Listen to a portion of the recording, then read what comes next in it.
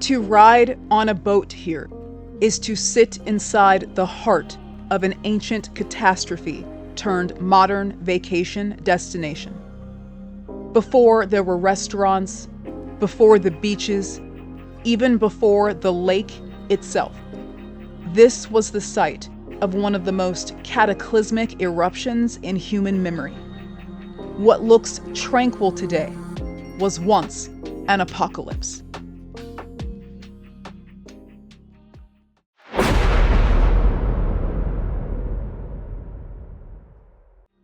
Today, I set out to visit Lake Ilopango, a serene refuge that offers an effortless escape from the lively bustle of San Salvador.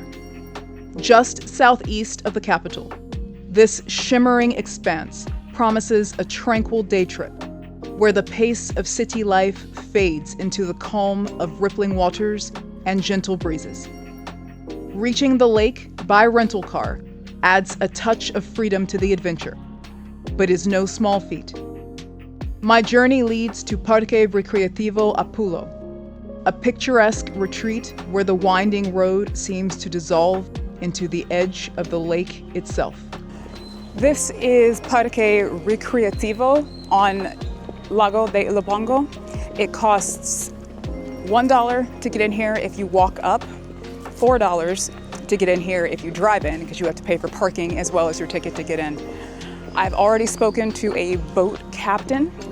There are multiple tours that you can take around the lake, boat rides. They are different prices depending on how long you want the ride to go and exactly what you want to see. I think we have settled on the $80 ride.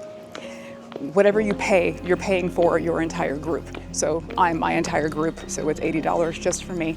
And that includes an hour ride around the lake, 3 different islands. Hopefully I'll have time to get out and walk around on the island, but all of this is just, we'll see how it goes.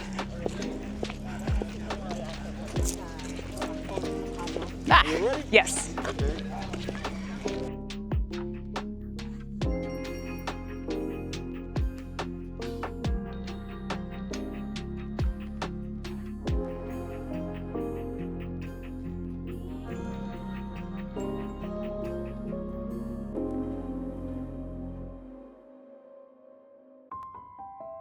Ilopango stretches wide and luminous across the heart of El Salvador, occupying the hollow left behind by an ancient disaster.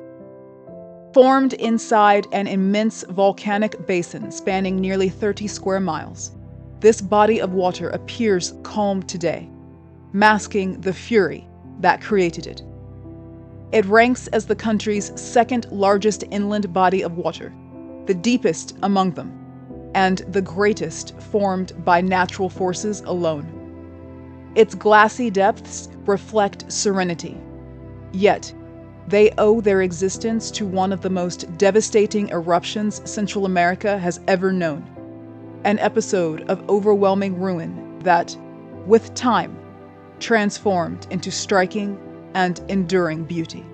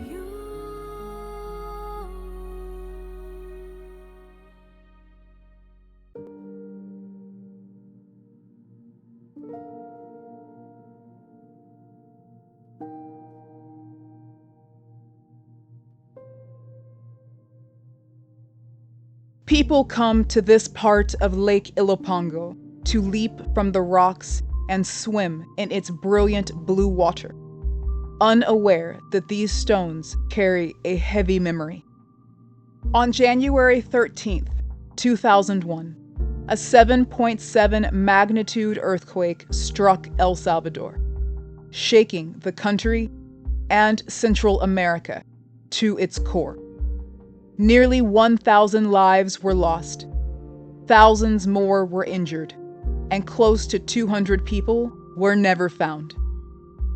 No department in this country was spared. The damage was nationwide and devastating. As we pass by here on the lake, we move alongside what was once an island, now reduced to rubble by that quake. These scattered rocks are all that remain, and a solitary cross stands among them, quietly marking loss, resilience, and lives forever changed. Let it serve as a living reminder of what it means to live on the Ring of Fire.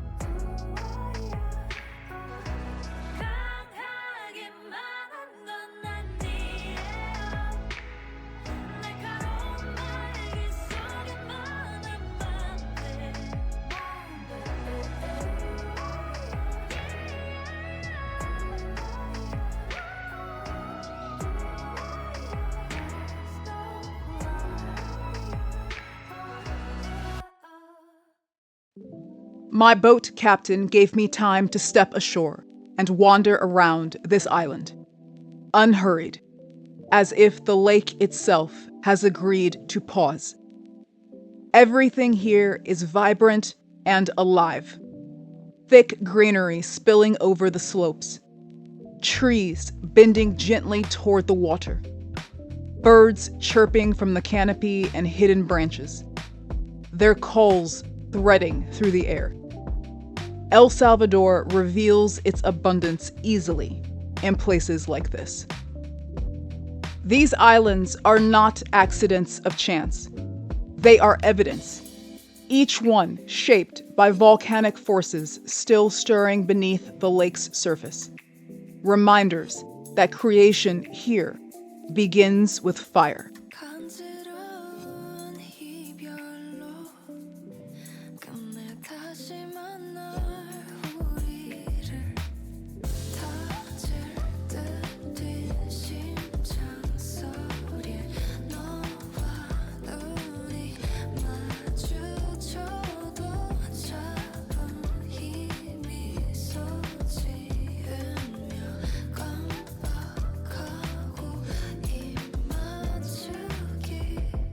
This particular island bears the marks of welcome. Stone steps worn smooth by visitors. Small beaches edging the shore. Grills waiting for laughter, smoke, and shared meals. It is clearly a favorite, a place where people come to rest, to swim, to celebrate. Surrounded by so much beauty, it's impossible not to feel the deeper truth beneath it all. On this volcanic island, born from fire and cradled by water, I'm reminded that peace isn't the absence of chaos. It is what comes after chaos.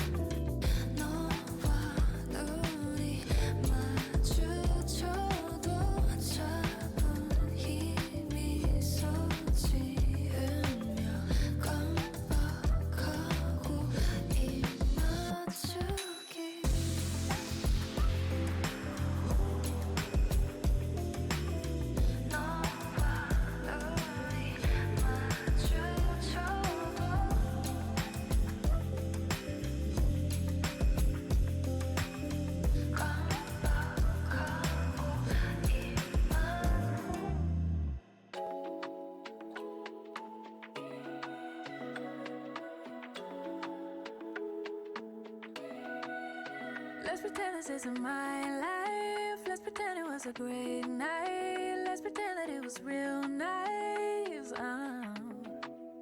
Let's pretend that it's a movie. Let's pretend that it's a story. Let's pretend that it was glorious. 'Cause that's where I do my best work. That's where I see my real worth. In fiction you just can't get hurt. In the imaginary world, yeah, that's where I do my best work. That's where I put myself first. In fiction you just can't get hurt. In the imaginary world, in the imagine, in the imagine, in the imaginary. Can you imagine, can you imagine, can you imagine for me? In the imagine, in the imagine, in the imaginary. Can you imagine, can you imagine, can you imagine for me?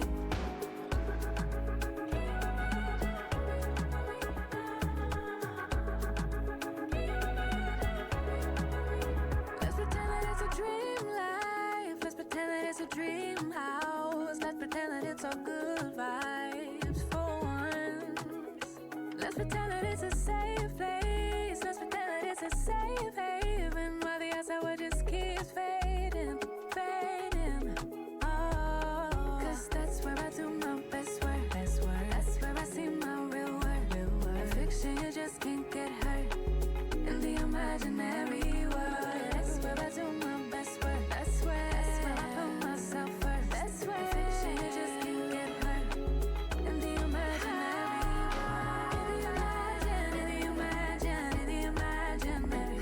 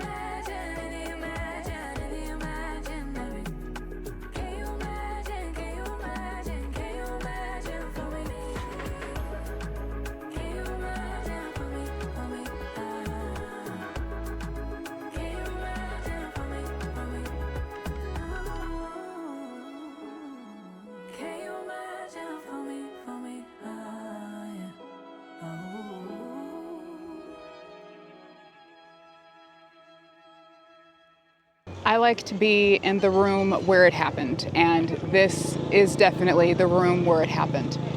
But you have to use your imagination. So before this was a vacation destination, before there was a beach, before there was this lighthouse, before there was even a lake, this whole situation was a giant volcano. No one knows exactly when Ilopango erupted, but to the best of our knowledge, based on geographical and archaeological evidence, it occurred sometime between 410 and 535 CE. When Ilopango erupted, the earth seemed to split open, and the sky itself was torn asunder. A colossal column of ash and gas surged nearly 20 miles high, piercing the heavens with apocalyptic force. On the volcanic explosivity index, it roared to a 6, placing it among the most cataclysmic eruptions witnessed on Earth in the last 7 millennia. When a volcano sneezes, the world catches a cold. This was no local disturbance. It was a planetary convulsion. The echoes of Ilopango's fury circled the globe. Its volcanic glass scattered into the ice sheets of Greenland. Its sulfuric breath frozen into Antarctica's depths. The eruption inscribed itself not only upon the land of what today is El Salvador, but into the very climate of the Earth. The eruption caused the volcano to explode, leaving a caldera in its wake. Here, the aftermath was nothing short of apocalyptic. Some 4,000 square miles were entombed beneath pumice and ash, in places buried more than 20 inches deep. Fields, once fertile, were smothered, rivers poisoned, and the cycle of agriculture broken for generations. This paradise jungle became a wasteland of gray silence, while above, the sky lingered in shadow for weeks, veiled by a pall of drifting ash, as though the sun itself mourned beneath Ilopango's shroud. The human toll across El Salvador was profound. Mayan settlements were destroyed. The ceremonial heart of San Andres did not escape the upheaval. It was scarred and abandoned for centuries in the wake of catastrophe. Nearby, the village of Hoya de Serene met a similar fate. The colossal eruption of Ilopango blanketed this thriving community, forcing its people to flee. Unlike San Andres, however, Hoya de Serene was never reoccupied. Its life was extinguished in an instant and left frozen beneath layers of volcanic earth. Ilopango's fury erased entire settlements from existence, silencing voices, traditions, and homes in a single breath. Yet, the devastation did not stop with the first wave of destruction. The echoes of that eruption reverberated for generations, reshaping landscapes and scattering communities across the land. Nothing happens in isolation. Everything is interconnected. Scholars believe that the aftershocks of Ilopango rippled far beyond this caldera. The skies dimmed, the seasons faltered, and climactic upheaval brought harvests to ruin. Fields, once fertile with maize, withered, forcing people into harsher lands, and from scarcity was born unrest, rebellion, and war. These cascading consequences may have reached as far as Teotihuacan in central Mexico, hastening its decline and abandonment. Thus, Ilopango's eruption did more than scar the earth. It unsettled the heavens, unbalanced societies, and redirected the course of civilizations themselves. Would you visit Ilopango? Let me know in the comments. And since you've made it this far in the video, while you're at it, please click the like button. It helps more than you know. Life, inexhaustible and unyielding, always finds a way. In time, the jungle crept back over the scars of ruin. Volcanic soil is cruel in its fury, yet generous in its aftermath. Its black grains rich with the minerals of creation. Slowly, the vast caldera, once a cauldron of fire, filled with water, becoming the lake that endures today, a mirror of both beauty and catastrophe. Then came the cries of birds and the rustle of beasts reclaiming the silence. Last came the people, those who dared to return to the lands around Ilopango, treading upon earth still haunted by ash and memory. Whether they were the scattered descendants of those who once fled the flames, or new arrivals drawn from distant lands by the promise of fertile ground and the pull of sacred geography, they inherited more than a landscape. They inherited a legacy of catastrophe, etched into the very soil they tilled and the waters they drank.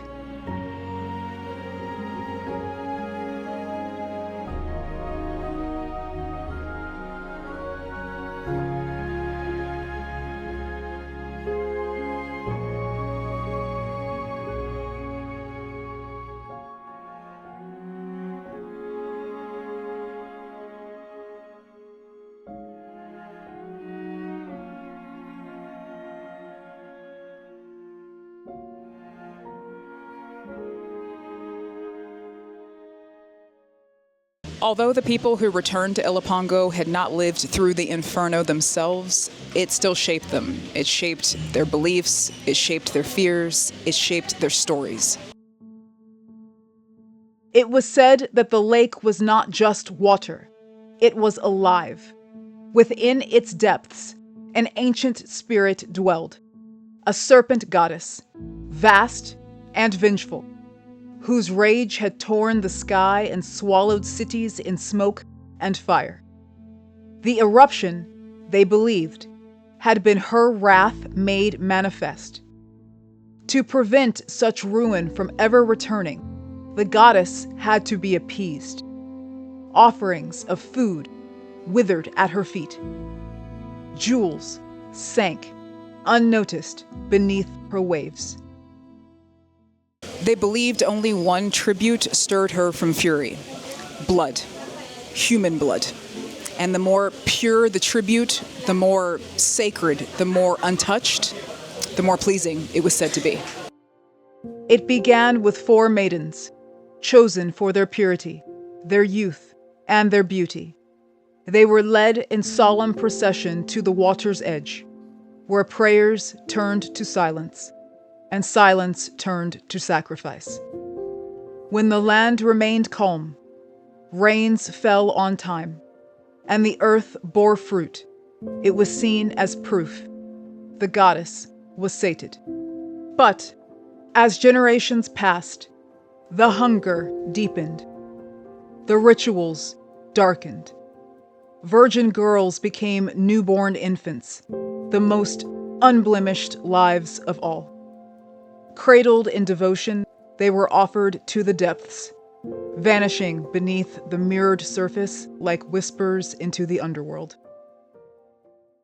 When the Spanish conquistadors arrived with their priests, they recoiled in horror at what they considered to be a barbaric practice.